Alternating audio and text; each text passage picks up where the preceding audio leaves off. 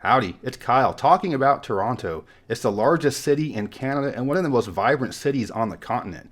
I'll be talking about the urban structure and neighborhood layout, the park system, walkability and public transit, economic indicators and cultural aspects as well. So let's touch down to YYZ. We're talking about Toronto, or Toronto. It's the capital of the province of Ontario, which is the most populous province in the country. At the most recent Canadian census in 2021, the population of the city was just under 2.8 million. That makes it the fourth largest city in North America, behind Mexico City, New York, and Los Angeles, and in recent years it passed Chicago in population. And not only that, Toronto is the fastest growing city in all of North America. The metro area, which is referred to as the Greater Toronto Area or GTA, has a population of just over 6.7 million. And that puts it in the same size range as the US metros Philadelphia and Atlanta. It sits right there on Lake Ontario, and being right along one of the Great Lakes has shaped the culture and development of the city quite a bit. The downtown is right on the lake shore, and the skyline is one of the most impressive in the world. The most obvious structure downtown is the CN Tower. It's the second tallest freestanding structure in the world at 553 meters and was the tallest structure in the world until the Burj Khalifa in Dubai was completed in 2007.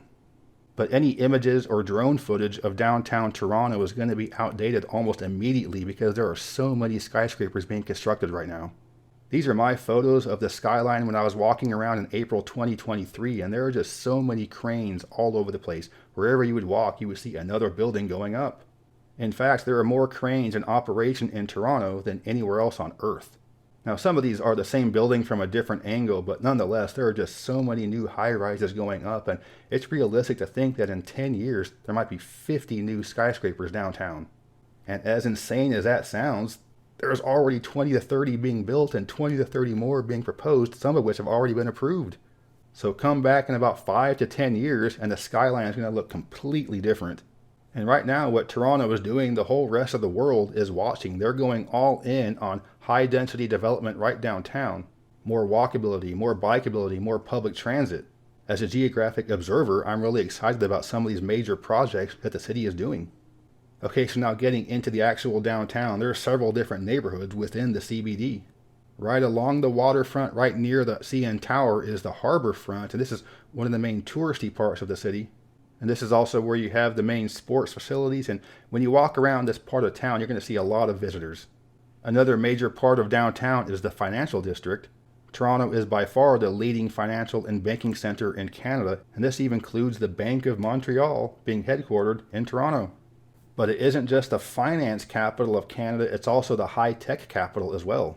And high-tech sector economy and jobs are growing at a faster rate in Toronto than any other city in North America. Just offshore from the CBD, right in Lake Ontario, are the Toronto Islands. This is a grouping of 15 islands that are all pretty close to each other and really close to the shore. There are no roads to get there, and there are no roads on the island. But what you do have there is a very small community with about 300 homes. There's a marina, there's a small amusement park for kids, there's several popular beaches, a disc golf course, and even a clothing optional beach. And the islands are a very popular spot to go to in the summer. But what I find really interesting is the Billy Bishop Airport right there. When you first see photos, you're thinking, what, you're going to land there and take a ferry to the city? But there's actually an underground tunnel for pedestrians so you can get back and forth between the mainland and the airport.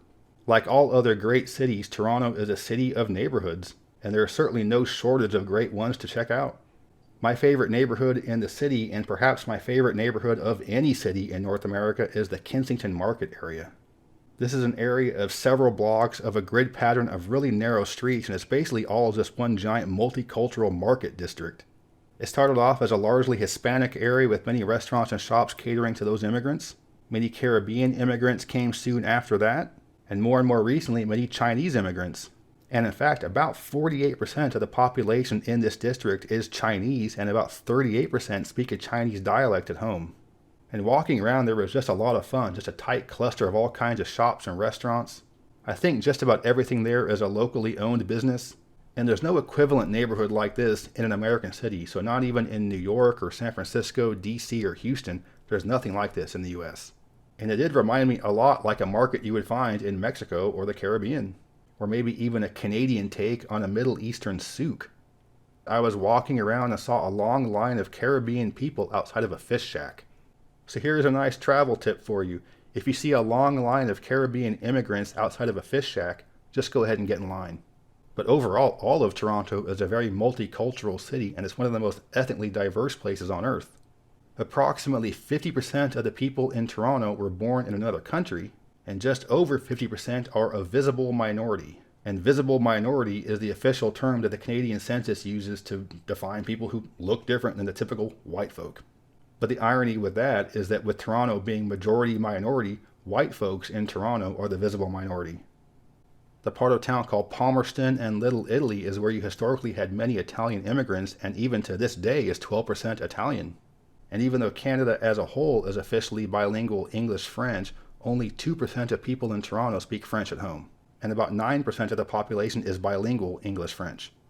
So now for some other interesting parts of town. One is called Corktown. This is the part of town that went through some tough times, and there were some abandoned warehouses there and some unused industrial land.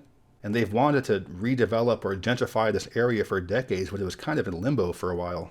But there has been a lot of gentrification in Corktown in recent years, especially in the Distillery District and the Canary District. Another interesting part of town is called Cabbagetown. It's one of the oldest parts of town and is home to the largest number of Victorian homes in a single neighborhood in North America. But like many other cities, there was some economic downturn in the late 20th century, and this area was gentrified back in the 70s, although it was called urban renewal back then. And by now, this area has been gentrified for a long time, and it's been one of the prime neighborhoods in the city as well. Probably the most lively nightlife area is called West Queen West. But Queen Street in general is the major east-west route across the city, and wherever you go along Queen Street is going to be an interesting neighborhood. When you follow Queen Street going east of downtown, you get to Leslieville. This is one of those cool neighborhoods, a lot of local shops and restaurants, a lot of bars and nightlife, and has a very hipster feel to it. And if you keep walking down Queen Street going east, you get to a part of town that's simply called The Beach. You have some nice beaches here and a nice walking path that follows the beach. I did notice in the part of town called The Beaches a lot of fairly new looking housing. And there was quite a bit of it, so I was wondering what was there before. How was there this much room for this much housing in this part of town? But either way, this is a very desirable part of town and really expensive in an expensive city. Okay, so now I'm going to talk a little bit about the physical geography of Toronto. The most prominent physical feature of the city is the Toronto ravine system. And what these are glacially formed ravines from the last glacial period or the last ice age. The largest river that flows through the city is the Humber River. This flows north-south and dumps into Lake Ontario in the western part of the city. But the river that goes through the most land of Toronto is the Don River. And for most of the stretch along the Don River throughout the city, it's basically one giant park or green space. So you can look on this map here and just see how contiguous this green space is going through the city. A couple of these stretches are basically just kind of open field with some power lines, but most of it is genuinely wooded and really nice for hiking and walking around. And there's all kinds of individual spots within here: Crothers Woods, Brickworks Park, the Mud Creek Trail. There are different connectors to Mount Pleasant Park, Sunnybrook Park, E.T. Seton Park. So you can just branch off following this parkway going all throughout the entire city and never leave green space. And to me, one of the most important things about a big urban built-up area is to make sure you have plenty of green space set aside. At the east end of the town is Scarborough Bluffs Park and Rouge National Urban Park. Scarborough Bluffs is a long escarpment along Lake Ontario, and there's a lot of trails there and a public park. And then Rouge National Urban Park is about 75 square kilometers. It's the largest urban park in North America. So no shortage of great ways to escape the city while being right in the middle of the city. And so as you may have gathered, the city is really good for walking. I really enjoyed putting many kilometers on my feet walking around. And sure, when you get to the northwestern, northeastern, and southwestern corners of the city, it's much more car-oriented, but most of the city is very well geared towards walking and biking. And if you don't like to walk or ride a bike, well, you're in luck because Toronto has a great public transit system. The Toronto subway system has the third highest ridership in North America and is #1 in Canada. The subway network is pretty good, although I know a lot of locals would like to see it expanded. But Toronto does have an actual useful streetcar system. A lot of cities use a streetcar almost like a novelty, but it's actually really useful in Toronto. So streetcars certainly are not subways, but if you're trying to get around a town on rails, it's a pretty good city for that. So Toronto, great downtown, great neighborhoods, great walking and public transit, great park system. How expensive is it to live there? Oh baby, it be expensive. The most recent numbers are the average sale price for a home in Toronto is $1.2 million Canadian. And that's with a not that high household income of 97,000 Canadian. And I know it can go back and forth with Vancouver, which is the most expensive, but either way, it's really expensive to live in Toronto. Alright, so now I want to talk about the typical city negatives. 1. How is that Toronto crime rate? At 2.7 million people, the city has never had more than 100 homicides in a year. Compare that to Houston, which is smaller, which has well over 200 murders per year on average. Chicago, which averages more than 400 murders per year. And there are many American cities that are significantly smaller than Toronto that have much, much higher crime. So even though the crime in Toronto is bad on Canadian standards and it's going up, it's still much, much, much safer than the vast majority of American cities. Another major negative for people that live in cities is traffic. And oh baby, Toronto's bad for this too. In fact, Highway 401 that goes through the city is North America's busiest highway, and it's known for having some legendary traffic. Okay, so now I want to go over just a handful of little factoids about the city. It's home to the International Hockey Hall of Fame, which isn't just for the NHL, but just for all ice hockey. And Toronto is a major sports city in general, with the favorite team being the NHL's Maple Leafs. However, they haven't won a Stanley Cup since 1967. But the Major League Baseball Blue Jays, the NBA Raptors, the MLS Toronto FC, and the Canadian Football League's Argonauts have all won championships more recently. Toronto is also home to the very first IMAX theater. It was invented by Canadians, and the original IMAX theater I don't think is being used anymore, but there is a brand new one. The city is home to the Toronto Caribbean Festival. It's the largest Caribbean street festival in North America. Over 1 million people visit annually. The signature food of the city is the pea-meal bacon sandwich. This is unsmoked bacon with the fat trimmed, covered in ground yellow cornmeal. There are no condiments or things to go with it, just on a bun. The most well-known ones are served at the St. Lawrence Market, which is the big public market downtown, but you can get good pea-meal bacon sandwiches all throughout the city. And if you're familiar with the rock band Rush, they're from Toronto, and one of their most well-known songs is YYZ.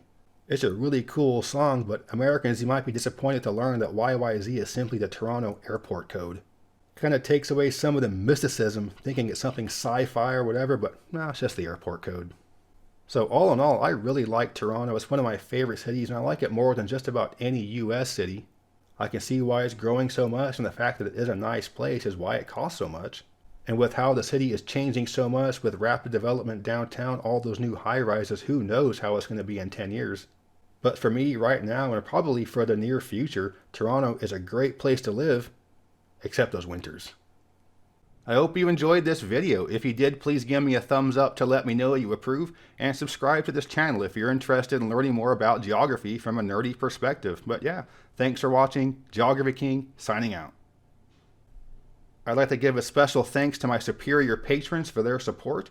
If you're interested in purchasing a pin for the viewer wall map or just to support the channel, please check out my Patreon page with the link in the description. And as always, thank you very much.